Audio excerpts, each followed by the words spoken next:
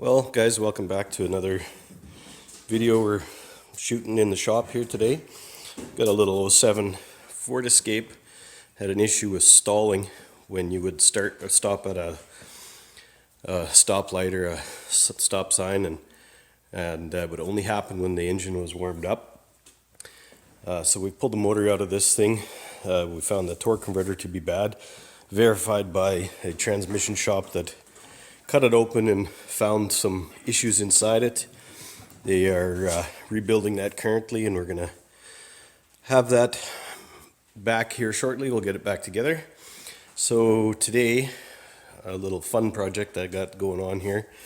Found this 400 engine. We're going to tear this apart and see what all it needs. We're going to throw it into a 78 Bronco. I'll go out and get a shot of that here right away.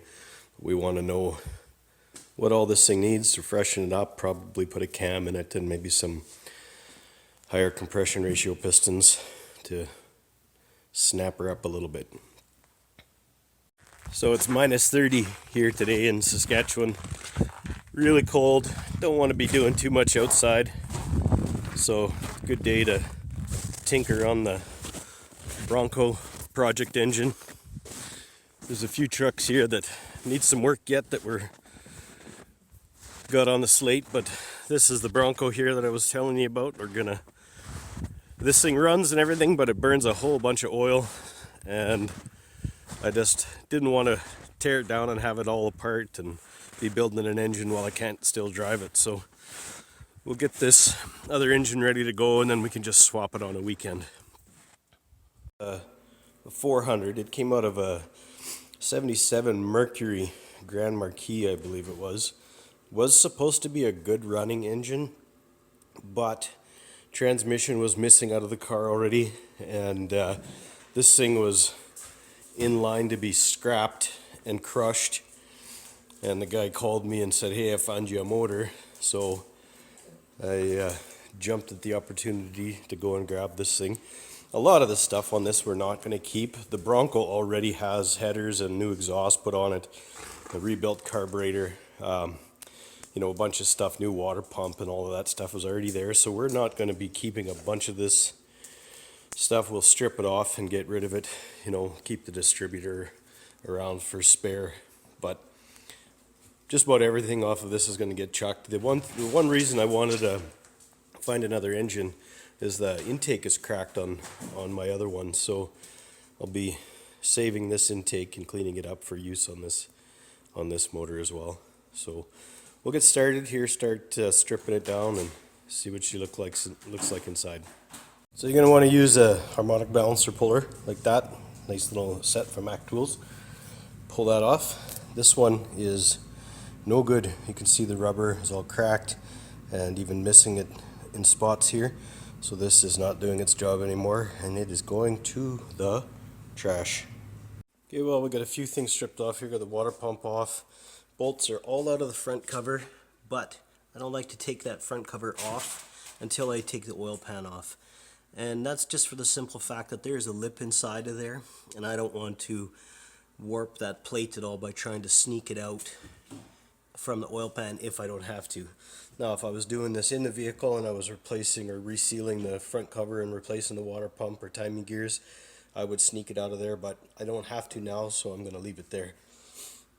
Plug wires all came off. A couple of them fell apart. Obviously, we're not going to reuse those, but definitely, you want to keep these things around for holding your plug wires back in on the valve covers and keeping it all neat and everything when you're putting it back together. Distributor bolt is going to be a bit of a bear cat. It's seized in there, so we're going to fight with that one, see how that comes out, and we'll get the exhaust off. Don't really care if the bolts break on the exhaust because I've got a tool built to center and drill those out, but we'll see if we get lucky and don't break any bolts. Well, one manifold off, all but one bolt came out. This one broke off, and it broke off kind of deep in the hole. There, you can see it. But we do have a little tool that we made and I'll see if I can find it here for you guys to have a look at. It's in one of these drawers here.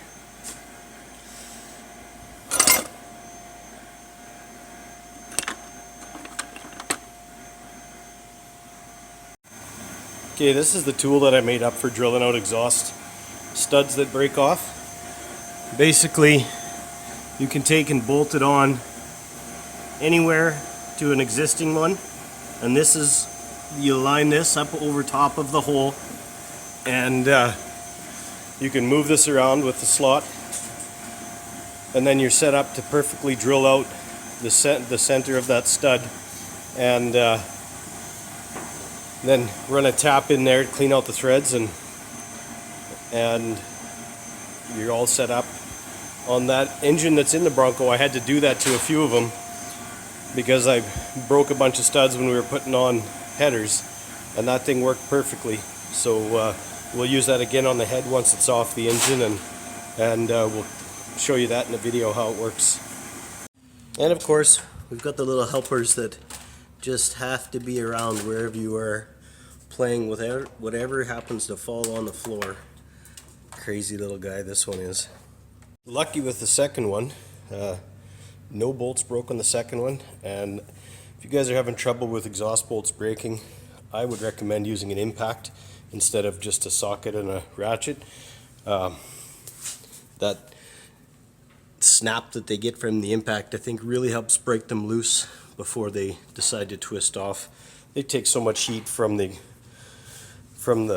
engine that they get weak, and I think it's just a huge help to use an impact on that. So yeah, only the one that we'll have to drill out a little bit, and we're going to be throwing those exhaust bolts away because the Bronco has headers already, and we won't need that stuff, and I wouldn't want to reuse those guys anyway. This engine still had oil in it. I just pulled the drain plug here, and there was no moisture that came out at all, so that's a good sign. Hopefully everything is, I mean, the engine rotated and everything like that, so that shouldn't have been an issue, but I was glad to see no moisture coming out of there, and yeah, the curious cats here trying to see what's going on in the drain pan. The thing I would recommend is hanging on to these spark plug boot protectors. Even if you're going to the headers, they will keep the boot away from the heat of the manifold. Oh, these cats. And these ones came off in good shape. Lots of times they're broken around the bolt holes, and they're no good to use anymore. But if you can save these, definitely keep them. Throw them in the pile to be reused when you reassemble, and even if you're putting on headers, it's a good way to keep the heat away from the exhaust on the plug boots. On the 400 that's in the Bronco, this choke heater plate is rotted on the Bronco engine, and the intake has actually got a crack in it right in this area on the other engine as well. So I was really glad to see that heater plate is still in good shape. You cannot seem to find those things anywhere, and the last 400 that we rebuilt, we had to repair the plate that was there. So this one, we don't need the carburetor, so we're going to pop that off, keep it for future use. The carburetor that's on the Bronco now is rebuilt, so we'll be reusing that one. And yeah, I think now we'll pull that carb off, and then we'll fight with that distributor bolt, see what we can do there, and maybe we can get lucky and get that thing out. Well, we got that distributor bolt out. As you can see there, took a chisel and a hammer to it. And I just like to stress how important it is to keep your engine clean. Like, look at how gross this thing is, covered in crap. Definitely was never washed when they were still driving this car, because there's oil and stuff everywhere which wouldn't have appeared after the fact. And then especially in an area like where that distributor sits, it's kind of a pocket. It's going to hold moisture and crap down there. It's going to make things a little tighter when you go to take them apart. A little bit of anti-seize on that bolt would have made a world of difference. You wouldn't see the rust like you do here. And just giving it a wash once in a while and keeping your engine clean, it makes such a big difference in the life of everything, and especially when it comes time to do some repairs. Typically, these things like to seize in there, so one good thing about that little pocket is that it'll hold some WD-40 and let it soak. And when you guys put these back together, make sure you put some anti-seize or engine lube on that aluminum where it sits in the cast block. Super important. They corrode in there and stick like crazy. Thankfully, we don't have to reuse this distributor, so if it gets damaged to get it out, it's not a big deal, but we'd like to keep it around for a spare if possible. So we'll let that soak for a while, see if we can get it to free up, and we'll continue on with the carburetor, valve covers, and oil pan. The valve covers off. This is our first look inside this engine, and it's actually fairly clean. I'm surprised and happy to see that. No sludge build up anywhere in any of the nooks and crannies under the head, or on the head under the valve cover. Nothing built up in the rocker arms. Overall, pretty happy to see that. Nothing even in the blocks or the plugs in the head there. So expect to see the same thing when we get the oil pan off and front timing cover. Hopefully it looks as good as this does. Well, just broke our second bolt off in the thermostat housing, so that's lovely. Thankfully it's sticking out a little bit, so we should be able to get a tool on there to try and turn it. If nothing else, it's out enough that we'll be able to weld a nut to it and be able to turn it out that way. When you weld a nut onto a broken stud like that, you get enough heat penetration through the stud that it loosens them up pretty good, and also gives you a place to spin off the stud with a wrench again. A little find here on the gasket on the EGR plate that sits below the carburetor, as it was torn and actually cracked right through to the outside as well. So this thing would have been running really lean. I haven't pulled the spark plugs yet, but we're gonna do that next, I guess, and see what they look like. I'm kind of curious to see if they're all white or if they're a nice tan brown like they should be. Well, definitely not the nice tan color I'd like to see when a plug is burning properly. They may have adjusted the carburetor to compensate for the extra airflow, not really knowing why they needed to do that, but we'll keep looking and see what else we find as we get this thing apart here. That was easier than I thought. A little bit of heat on the inside of that stud there where the housing is. Give it a few wraps on top with the little hammer, and she came loose right away. So we'll work that out, and we'll be on our way with one less stud to worry about. We're getting lucky here. Let that soak for a little while, and a few taps on this tab on the distributor with a brass punch and a small hammer, and this thing has come nice and loose. We'll work that back and forth for a bit and should be able to lift it out of there, no trouble at all. Well, that came out so much easier than expected. Next we're going to pull the intake. I am going to leave this choke heater tube on. I half expect those bolts would break off in there, and I don't want to attempt that. It doesn't look like it was leaking any exhaust, so we're not going to worry about a seal on there. And we'll get that intake pulled off, then we'll roll it over, pull the pan off and the front cover, and we'll show you what it looks like inside, how clean it is, and or how dirty it is, but I expect by the looks of this to be fairly clean as well. Alright, if you guys aren't familiar with the 400s, they have this pan gasket in the valley of the motor, and part of the reason it's designed like this is to catch condensation, and you can see how much stuff it caught here and prevented from getting into the oil lubrication system really kept it a lot cleaner.